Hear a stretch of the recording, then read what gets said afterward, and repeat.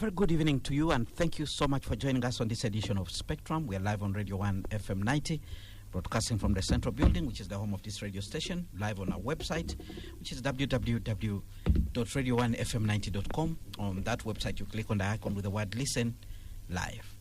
We're also coming to you live on the different radio listening apps, which you can obtain from the apps of your smartphone. You download, look for Radio 1 FM 90, and as long as you have an internet connection, you should be able to listen to us from anywhere across this globe. We do encourage you to be part of this discussion and urge you to contribute via sharing with us your thoughts via the WhatsApp line 0703 090 090. It could be a question or comment, and the guests who are in studio today will be responding to the issues that you put across. My name is Kenneth Lukwago, your host, and today we'll be looking at the NRM and the fight against corruption. Well, the fight against corruption continues to dominate headlines in our country because of the key developments that have happened. You have all followed what has been happening with Parliament, and now the investigations have been widened beyond the Speaker to some selected staff within Parliament. Security has not yet briefed the country exactly what awaits former Speaker Anita Among, but yesterday, as of last evening, we saw more cars being pulled from her home in Nakasero. We have also heard from different stakeholders who have talked about the corruption. For instance, the women movement is of the view that do not blame all women for the cases of corruption that former Speaker Anita Among found themselves in. They are demanding that either the government, the Parliament replaces her with a woman as a Speaker, or there must be a deputy who is a woman. We know already the NRM seems to be pushing the Honorable Jacob Bothoboth as the Speaker and the Deputy Thomas Tayewa, and they are saying this is completely not acceptable. We have also heard from people within the government, even including outgoing ministers who have talked about the corruption challenges in Parliament, but also outside Parliament. For instance, yesterday, the outgoing minister in charge of regional cooperation, that is the Honorable John Mulimba, talked about corruption at the NRM Secretariat. And he was of a view that if you don't deal with a seedling bed, then you might fail to deal with a huge problem in the near future. So we want to look at this particular discussion. And the question we'll be asking also this evening, whether the investigations into corruption should be widened into electoral matters, because when you talk about the NRM Secretariat, there are issues there to do with elections, because the Honorable Mulimba was of the view that some people had a lot of money that cannot be explained during the course of the campaign. I have two guests this evening. Retired Major Pollar Awich, Director of External Affairs at the NRM Secretariat. He's a lawyer and a human rights defender. Good evening, Retired Major. It's a pleasure having you on Spectrum. Good evening and greetings to our viewers as well. Also in studio is Dr. Yusuf Serunkuma. He's a political economist, researcher, and columnist with the Observer newspaper. Good evening, Dr. Serunkuma. Good evening. Good evening. It's a pleasure having you on. Good evening, Anderson. Thank you so much for having me. All right. I want to begin with you, retired Major Pollar Awich. First of all, we've been here before discussing issues to do with corruption. Some people talked about how corruption is part and parcel of the NRM. You openly rejected this, and now we are seeing one of the highest placed individuals in their party hierarchy, that is Anita Among, being investigated for what they call illicit enrichment and so forth, which is basically abuse of office and corruption, if you put it in a common man's language. First of all, I would like to get your reaction as somebody who sits at the Secretariat. Probably you can even tell us what is the feeling there. What are your colleagues saying when they look at what is happening now? Was it expected? Did you expect something like this? Well, thank you so much. Originally, I had thought that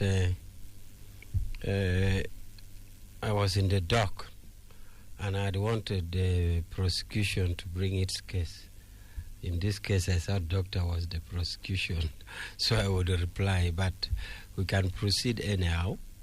about the reaction of my colleagues at the Secretariat, particularly, I guess you mean about the Speaker's incident, right?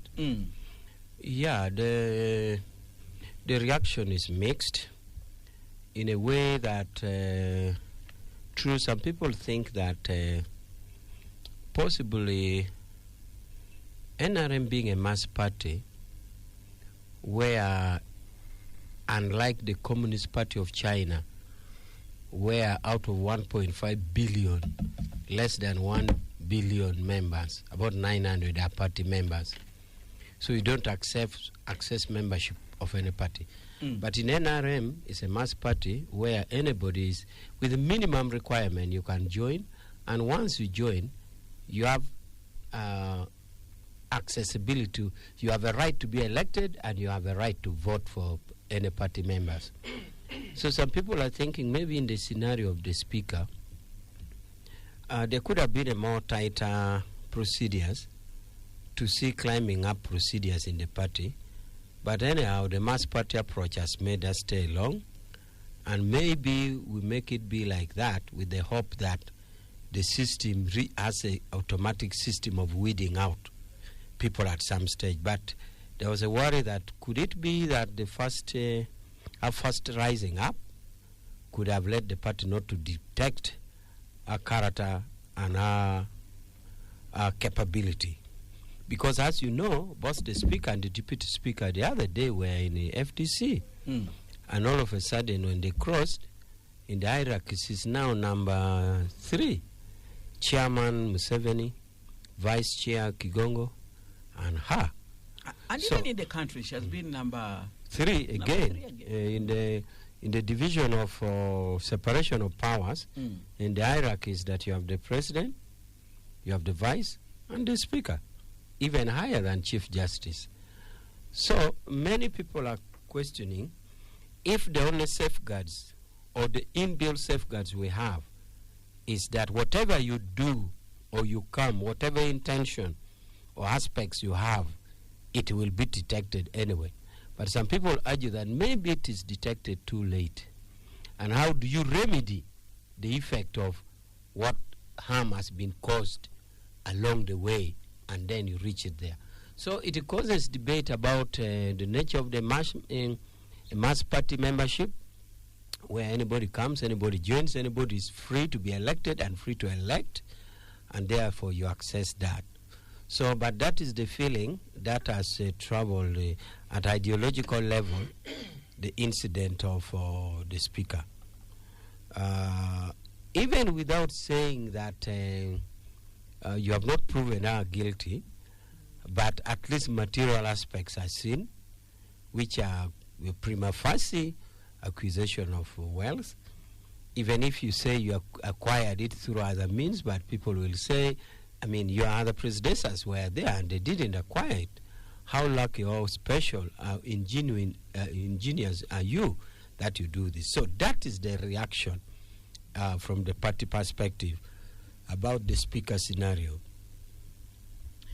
So, in other words, what you're trying to tell the listener here today that probably the NRM needs to start rethinking how it allows people who are crossing from other political parties from joining its ranks and rising so high. Because one of the complaints I've had in the past is that President Yoweri Museveni has been so quick to trust people who cross over from other political parties and giving them even positions of authority at the expense of the cadres. That complaint has been there. Maybe not only people crossing from other party to NRM, but people joining. For example, you could have a scenario where somebody is born in Gulu, grows up, he goes to school, senior 6, he goes to university.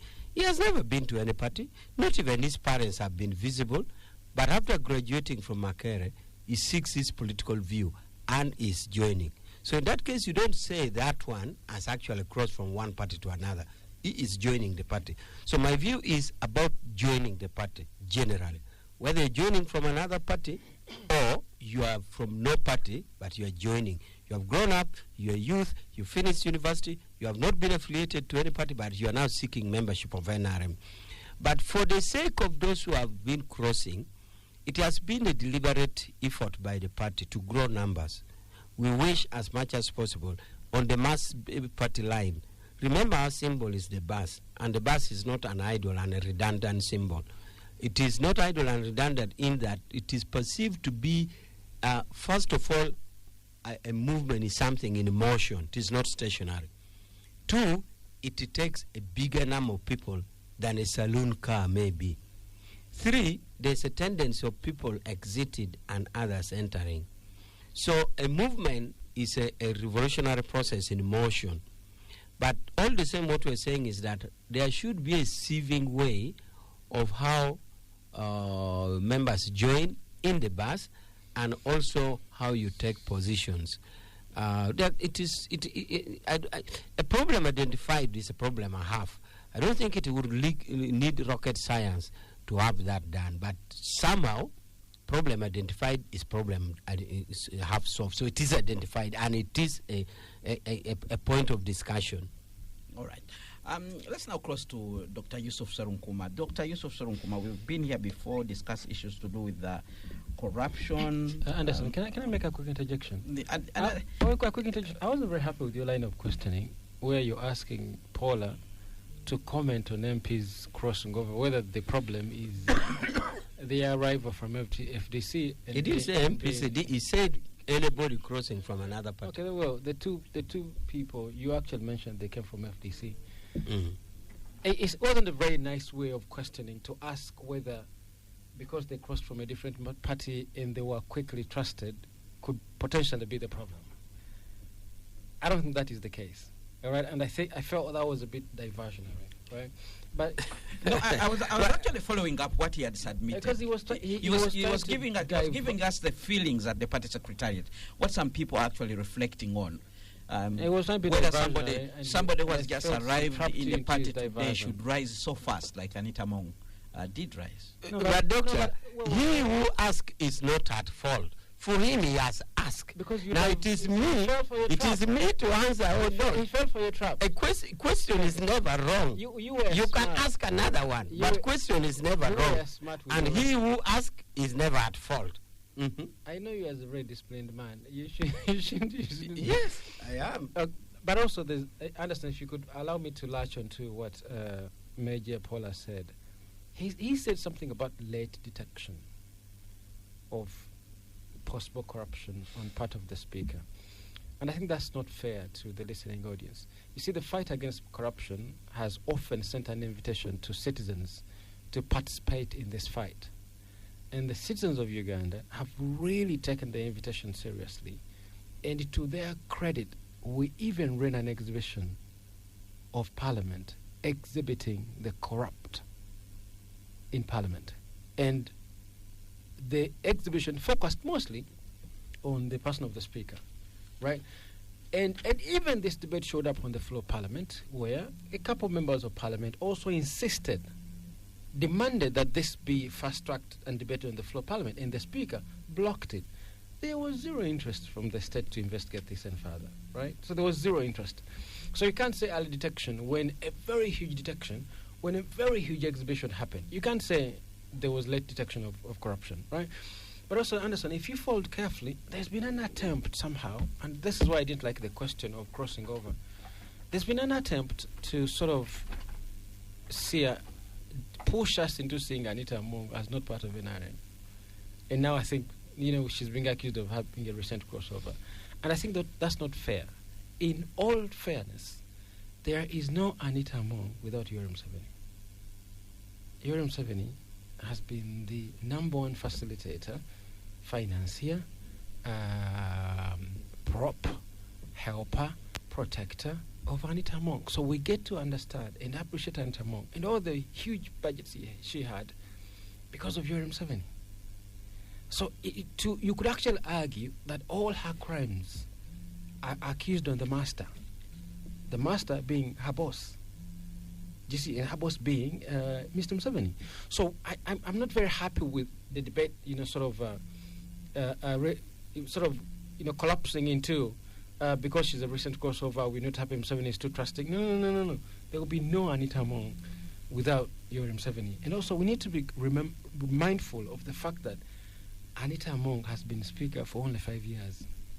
As members of the Wananchi, as ordinary individuals, we have had a government for the last 40 years, and this is where we are. So if you're talking about corruption, we need to be very cognizant that the person who provoked this conversation is the Speaker of Parliament, Anita Among. But she's a symptom of our crisis. She just shows us how this country has been run for the last so many years, for the last 4 decades, to be specific. So the more we focus on her as the imagery of the struggle against corruption, as the shining star of the potential victory of the struggle against corruption, I think we're not being fair. Not too long ago, we were here, Anderson, and Agnes Nandutu, among the 27 who have been accused of stealing Mabati, was jailed, and it was very mind-boggling. It was very painful for us to say the symbol of success from Museveni's fight against corruption was Agnes Nandutu. It wasn't fair. It was a very difficult thing to take it, because she's the newest to electoral politics. She's the newest in the cabinet, and she gets to be, thrown in jail because she's the symbol of corruption, right? That wasn't fair. But you have always cried for the big fish. No, but also, finally, they're going after the big fish. Number 3 in this country, number 3 in the party, the ruling party. No, there's unfairness to it. You see, as we say in this country, that everybody is a criminal. So if your crimes become items for public investigation or public scrutiny and state investigation, we don't ask whether you're guilty or not. The question we ask is, who have you offended? Who have you pissed off? Who have you angered? Who did you disrespect among those in the deep state? You seem to suggest that this fight is not genuine. The painful part for anybody watching is that Anita Among is being hounded out of the speakership, not because of her corruption. Her crimes have become useful. Anderson, I know you've committed a crime somewhere. Maybe a parking ticket you didn't pay. Maybe something small, whatever small. But at that point, it becomes useful to be used against you. The question we'll ask is not whether you did commit it or not. The question we'll be asking, who have you offended? What is clear in Anita Among's case is that she's not being hounded because of corruption, but corruption has become useful in the hounding, in the political hounding of this person. And let me finish this. Yes, you are not finished. Let him conclude very quickly. Because you see, in a minute. Because you see, we have so many thieves in this country, Anderson. So many thieves in this country. Some of them have been proven. Some have even been censored. And nothing has happened to them. So we have so many thieves. Nobody is persuaded, Major Awich, nobody is persuading this country that the hunt against Anita Among is a struggle against corruption. Even with what we are seeing, the things that are being pulled from our houses? No, it is not, because if it were to be jailed, it would have happened maybe 2 years ago or 5 years ago. And I can guarantee you, Anderson, these humongous amounts of money and these things bought, they cannot happen without the knowledge of intelligence. Right. The Wananchi may not know, right, but FIA, CMI, Uganda Police, SFC, there's no way they cannot know. You see, Anderson, if you had $5,000 US on your account, FIA will come after you. CMI may want to know where the money came from. If you are dealing in billions of cash on your accounts or official accounts, FIA, CMI, they will be closely interested. So for you to tell me that Anita Among has been able to withdraw this humongous amount of money, send money for procurement of vehicles, accumulate all these things in a house, build a house, a mini hotel in Chigo, build this humongous building they didn't even got interested in knowing how much and from where she got the money to build this humongous palatial thing in Bukedia. If there was no interest in all of that when it happened, I'm telling you, the state is equal accomplice. I want to go to Major Awich, but very quickly I want to ask you this question. When you paint that picture, and then it begs a question, why would she be hounded out of the speakership race? Because she's NRM, she has been doing very well, the work of the party, and one of the things they have talked about her is that she had reduced conflict between Parliament and President Yoweri Museveni, and he has been on record on that. Why would he be hounded out of the race? That's a very good question, Anderson. I'm glad you asked it. Very quickly, because we need to bring in Major Awich. You ask a very big question, Anderson. I don't think he's going to have a quick response. If you could allow me, just maybe 3 minutes. We were discussing speakership race on this show, and I said to you, Anderson, that if we're looking at a transitional cabinet in the next 5 years, Anita Among will come back as Speaker of Parliament. What is truer now, what is becoming truer, is that we are looking at a transition happening in this country. We have entered a transitional phase. And to her credit, she has done so well for William Museveni. But her usefulness is not expected, is not needed by the new sheriffs in town.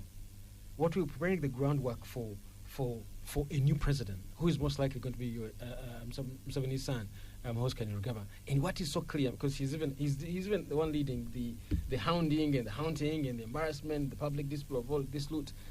What is happening? We've entered a transitional phase, and Kenneth as the potential president in the next 1 year, in the next 2 years, or in the next 3 years, is not interested in Anita Mongo services.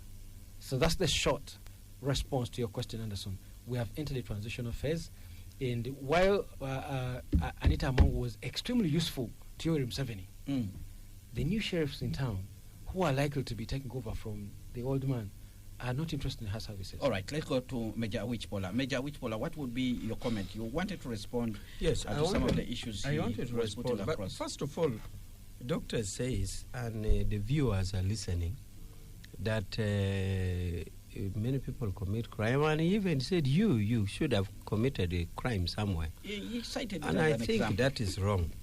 It is wrong because maybe now I could share with the viewers what actually amounts to a crime. Because not everything you do is actually a crime. You can just be suspected. Yes. For example, Anderson, I come from the eastern part which borders Karamoja. At some time, the Karamojong believed that cassava is never planted; it grows in the wild. So if you arrested such a Karamojong and has uprooted Okello's cassava 2 sacks and you took him to court, and the court asked him, "Did you uproot the cassava?" He said, "Yes, I uprooted." "How many sacks?" 2. "Did you know it is for Okello?" No, I didn't know. I just thought it was wild.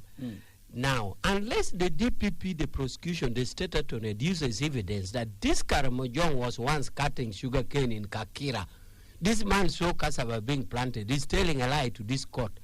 Otherwise, not every action you do is a crime. So for you to have picked something somewhere, I don't want him to generalize and you walk on the street and people hear that doctor said, after all, you also a crime, you committed a crime somewhere. No. Completely misunderstood. So you could have done a mission or a commission, but that commission necessarily does not translate into a crime. You could have picked something, you failed, you forgot to pay or something, but that is not a crime. So it is not a general statement that, it's not automatic. That you are also a criminal. No. All right. But so that's why when you knock somebody in a motor accident, you go to police and say, "I've knocked." And it is not becoming a crime. You don't go to jail. You can pay for loss of life. So it becomes a civil liability, not a criminal liability. So don't make people think that even him is a criminal because he did something. Not everything the people do are crime. No.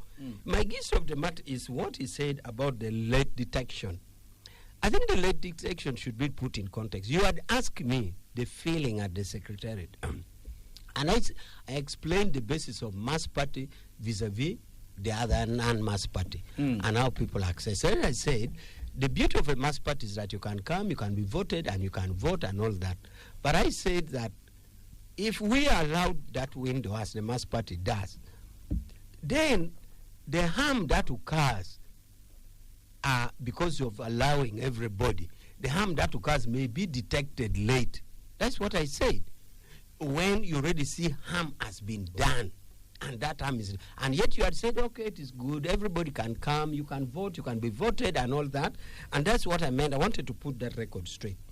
Now, on the question of Triple A being not being herself except with Museveni, I don't think it's a correct assertion because there are many cadres in the party, and you cannot say all actions or omissions of all these cadres are tagged on Museveni because we are all deployed in our own respect, in our own capacity. I'm deployed as director external, and Anita is deployed as a speaker. So you can't say that all the wrong that cadres do is by Museveni, because everybody has its conscience. In fact, for him, he has deployed you with the hope that you will perform. Now, when you fail to perform, or will you digress? Recently, we were in Serena, and we were hosting foreign political parties in a dinner. I'm the director external, so it is really my docket. And when the president came to make a speech, he said, you NRM, you talk nicely, but sometimes you make mistakes. So meaning that the mistakes that are made are not his mistake.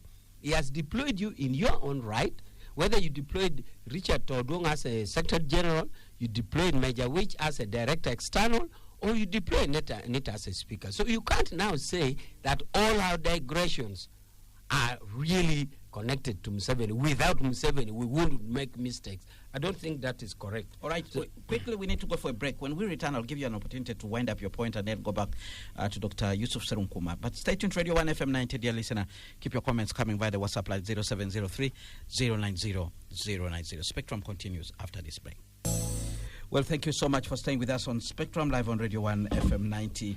My name is Kenneth Anderson Lukwago, your host. My guest today, I have in studio Dr. Yusuf Serunkuma, who is a researcher, columnist with The Observer, but he's also a political economist. Also in studio, I have the Director of External Affairs at the NRM Party Secretariat, Human Rights Defender, and a lawyer, retired Major Awich Pollar. Keep your comments coming via the WhatsApp line 0703 090 090. And already I have two comments that have come in. One from Ham in Entebbe. Ham is saying, my question to Afanda, which isn't he worried that the CDF and his lieutenants are taking over decision making at the NRM? Is not a secret that the orders they are making are being followed to the dot. Then we have another comment from Benjamin, who is listening in from Barra, who says the government has many officers that can fight corruption. So if the CDF is serious on fighting corruption, let him help us tomorrow. Go and check URA as the way he checked AAA. How did CDF select or both for speakership, meaning there is something else not fighting corruption? Well, those are some of the comments that are already coming in. But let's carry on with the discussion, and probably you can also respond to those issues that have been put across. Major Awich, as you wind up your point, and then we go to Dr. Yusuf Serunkuma.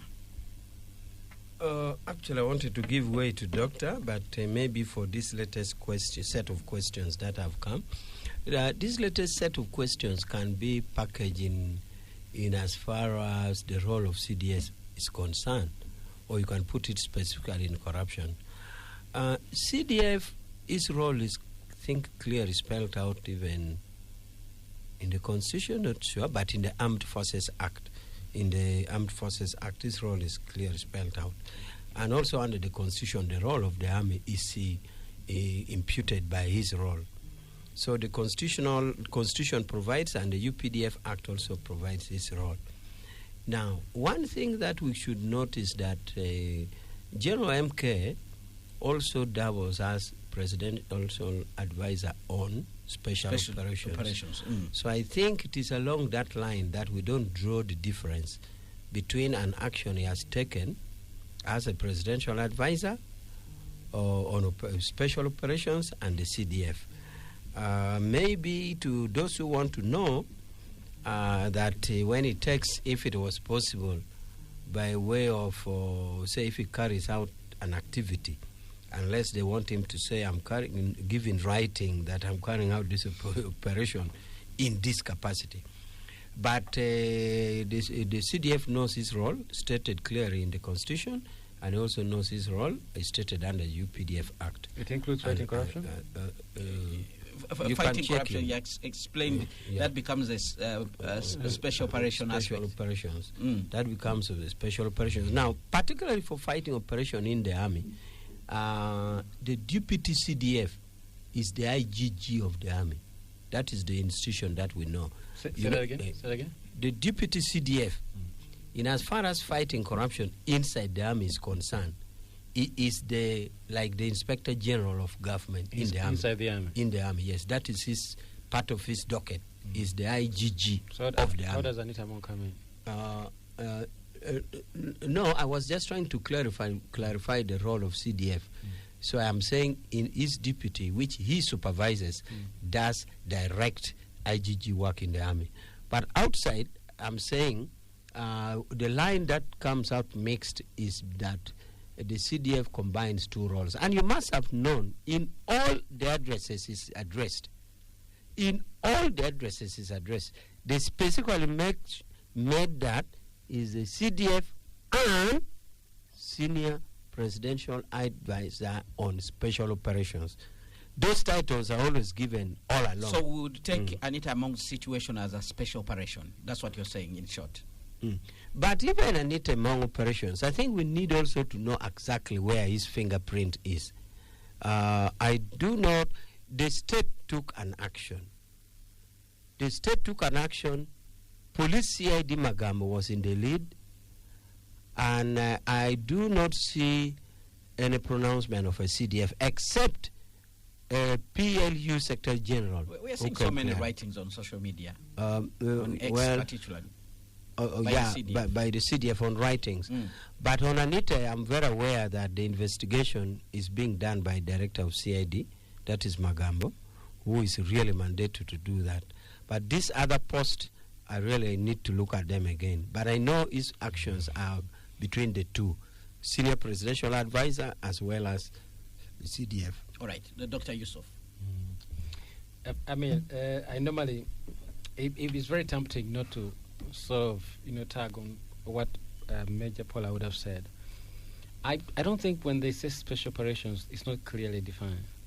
I don't think it goes into civilian operations, right? Things not involving protecting our borders and fighting armed groups. I don't think it stretches toward things like, investigating parliament. I don't think it stretches to that degree.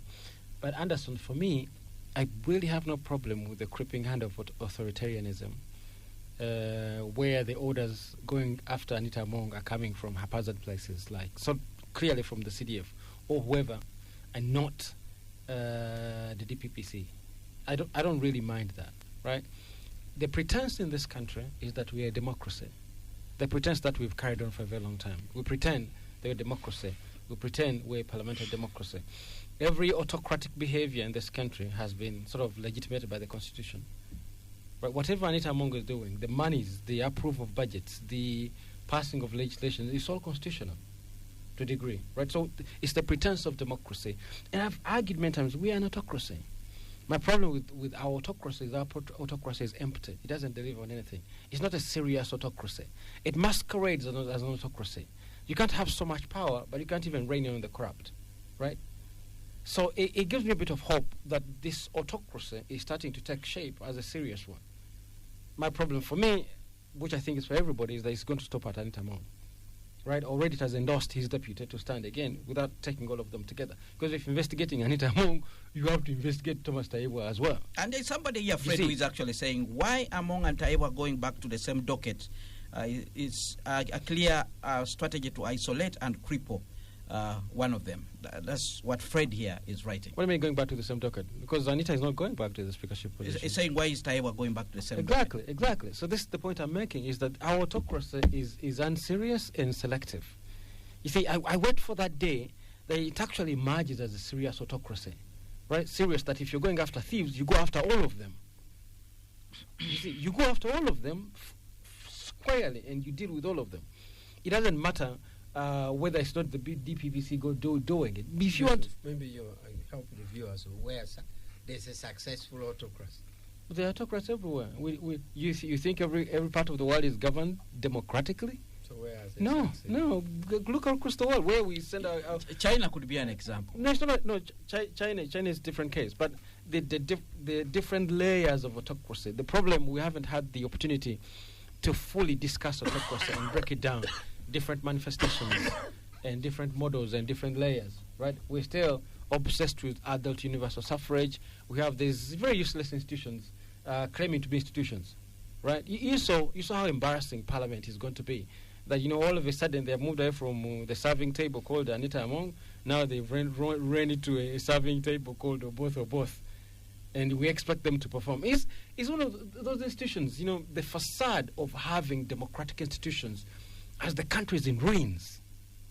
Do you see? The facade of having a democratic institution when we waste time organizing elections.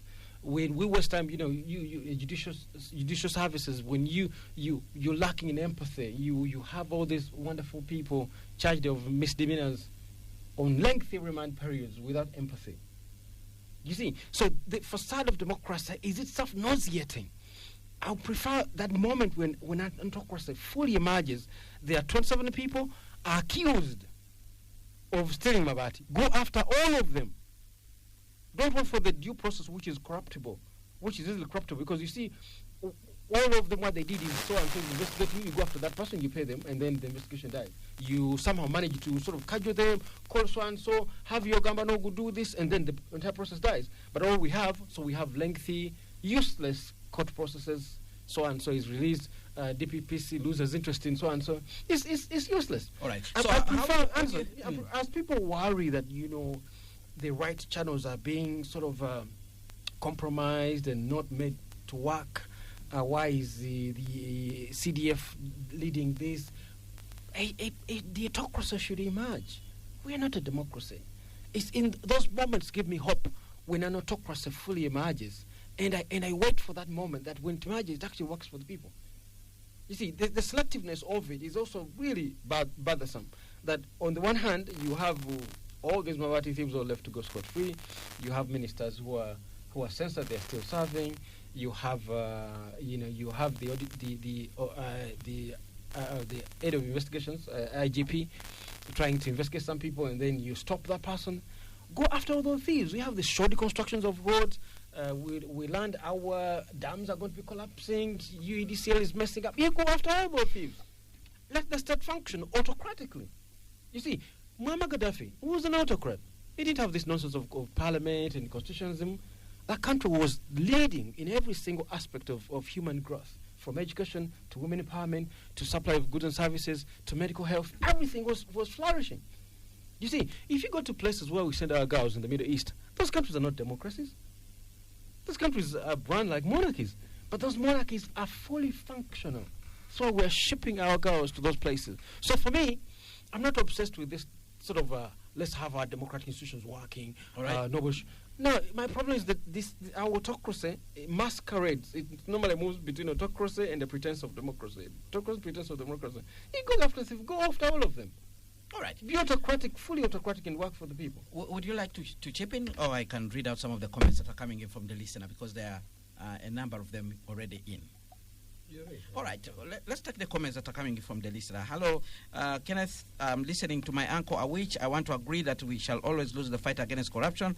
I love how he's sanitizing it. That is Opio, listening in from Gulu. Then somebody writes in from Iganga, that's Joseph. He says, Triple A has been there for 5 years, and behind her is the president himself. I don't think she has been executing her duties without involving the president for all that time. And now, after the term is done, you come up with your struggling excuses fighting corruption. The action of the CDF won't help in fighting corruption at all. Then we have another comment from Amaza Moyo, who writes, good evening, gentlemen. Corruption is the backbone of the NRM government. What else should we expect from those who have been breaking into commercial banks? Triple A is a victim simply because she's from another place. It's on record. Many individuals from Western Uganda are still walking freely despite all their dubious acts. Uganda deserves a new generation of leaders. Those freedom fighters are just thieves.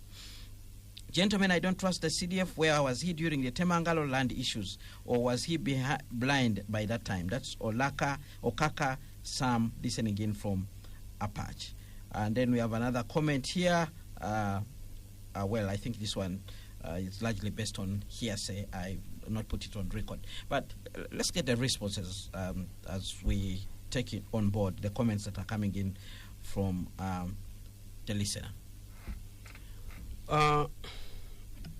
There are many things, but I want to really deal so much about the views. The views is, first of all, everybody has a right to his view, and I respect them.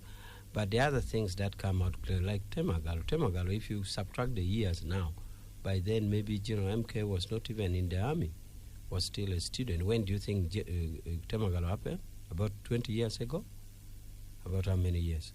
So he's asking where was MK. He wasn't yet in the system. It's 2008. 2008 minus now, that's how many years? That's 18.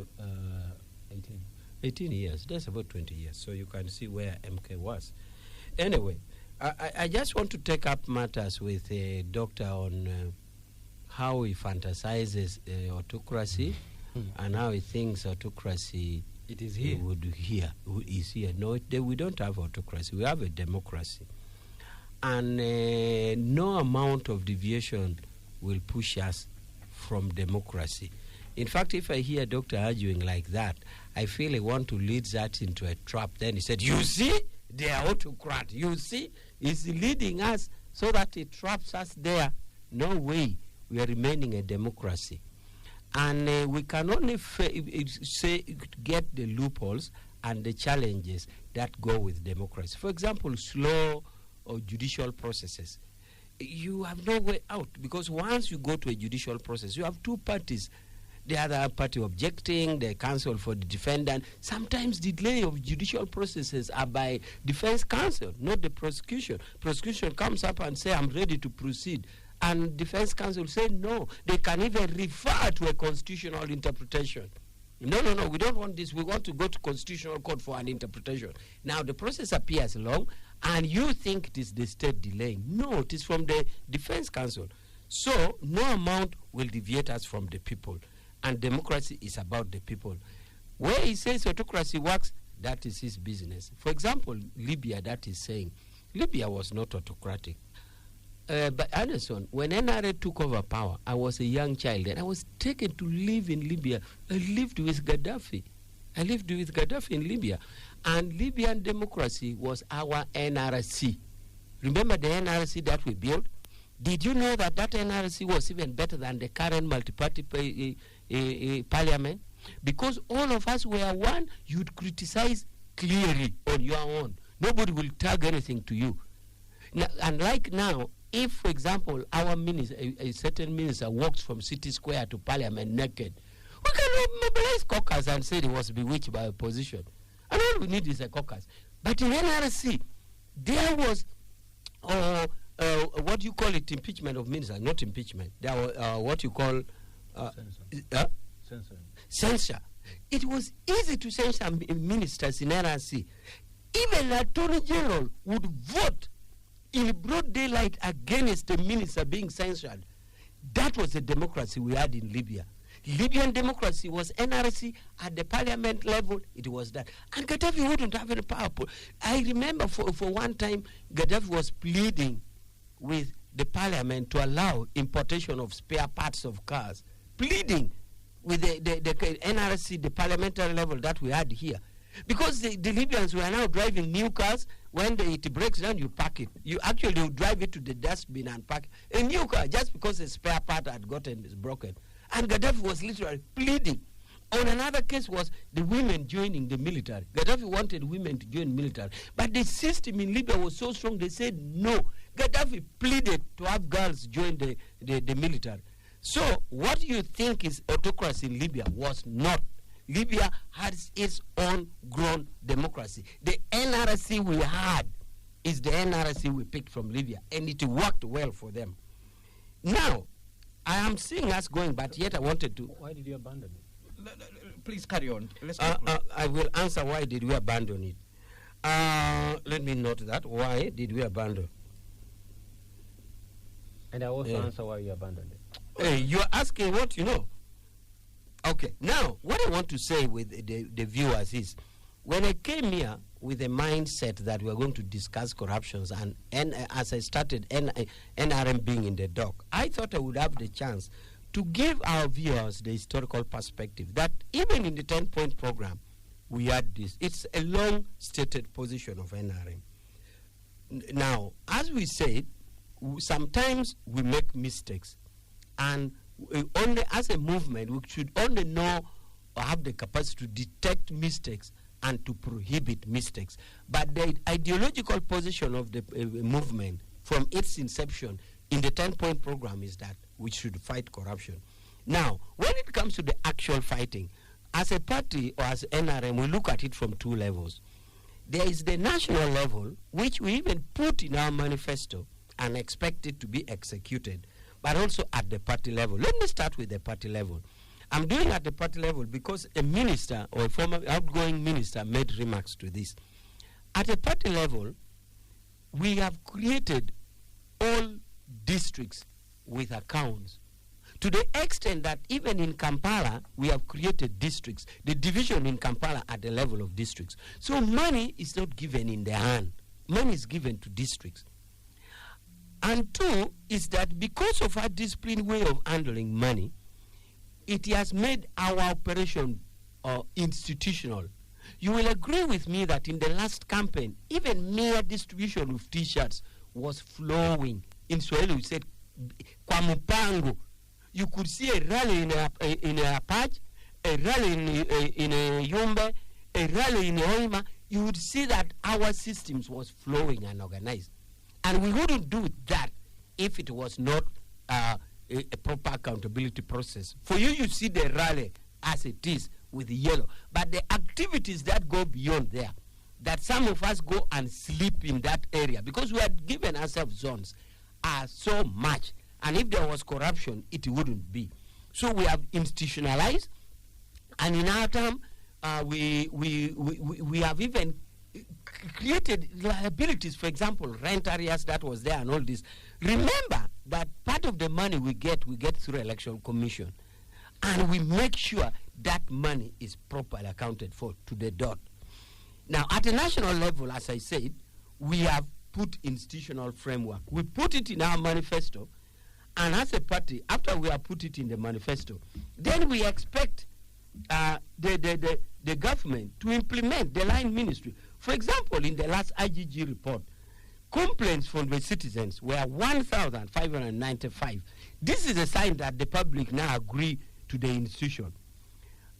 The corruption investigations which were concluded was 739. The cash and assets which were recovered was 8 billion. And the public officers who were sanctioned were 134. And the leaders who declared who made declaration and were verified were 682. Now, the leadership tribunal succeeded in conviction 100%. So, I'm saying as NRM, we have the historical conviction to fight, which was seen in NRM 10-point program. In its execution, we have at macro level, that is at a national level, that we put in the manifesto and expect government agencies to implement. Right. But also within the party, we do it. And we have made sure that in the party, money doesn't go to hands. Now, the minister's comment I see about the money which was done there, the ministers seem to have issues at district level, maybe with the National Treasurer, because the National Treasurer, Ambassador Wundu, was zoned that area. I told you we had already been zoned areas. Right. Now, if he says the money was being used in the campaign, then I see it is a contradiction. I thought he was saying it is stolen. Now, if he has an issue with his sister, then he should not institutionalize it as a party affair. Dr. Yusuf Serunkuma, very quickly, we're coming towards the end of this show, and I would like to hear your parting shot, because time is not on our side. If you listen to Major Pollar speak about corruption in this country, you might actually run out with the impression that there's no corruption in Uganda. You might actually run out with this thinking that this country everything is run well, there's no corruption. But just to give you information, right? We lose 9 to 10 trillion every year, which is 23% of the budget is all stolen, which is 44% of domestic tax collection is stolen under your government. So whatever you said doesn't make sense when you steal 44% of domestic tax collection. It seems to suggest there's a difference between the NRM Secretariat and the government. Yeah. That would be because the NRM Secretariat says it puts things in their manifesto. It's the ministers this time. That would be a weird and escapist dichotomy to make. Please don't make that distinction. Otherwise, you're treating our listeners like they didn't go to school, right? If the government that Mr. Museveni heads loses 44% in domestic revenue collection, if all that money is stolen, then you have no right to talk about, the things that have been set up to fight corruption. You don't have that right. That's a lot of money. 23% of the budget being stolen. NRM doesn't have the right to talk about the fight against corruption because these are humongous amounts of money, right? But There's a point I want to make, Anderson, and hopefully I'll get time to come back here and spell it out a little more. Right? I use autocracy in the context to mean that it's against the so-called universal adult suffrage, where everything that happens in the country is subjected to the will of numbers. Right? Numbers are exploitable. Numbers are buyable. Numbers are useless. Numbers are not reasonable. Numbers are not developmental. And that's the crisis we have in this country, is that we have carried on the facade that everything can be debated, everything can be subject to numbers. If you think about our judicial process, which you praised quite a lot. I'm afraid time is not on our side. We have to bring I'll finish on this small point. Very quickly, in a few seconds. He spoke quite proudly about the judiciary. This is the judiciary which still has Obedul Taleh and Dr. Kizza Besigye in jail for having abducted them from a foreign country into Uganda. All right. You see, Dr. Yusuf Serunkuma, I'm afraid time is not our side. We have to bring this discussion to an end. Thank you very much, gentlemen, for making time to be here in studio. And thank you very much, the listener, for tuning in and contributing to this discussion. Up next, we have the news in English with Miss Josephine Dagano. Thereafter, we'll have the Soul Train with BP Jr.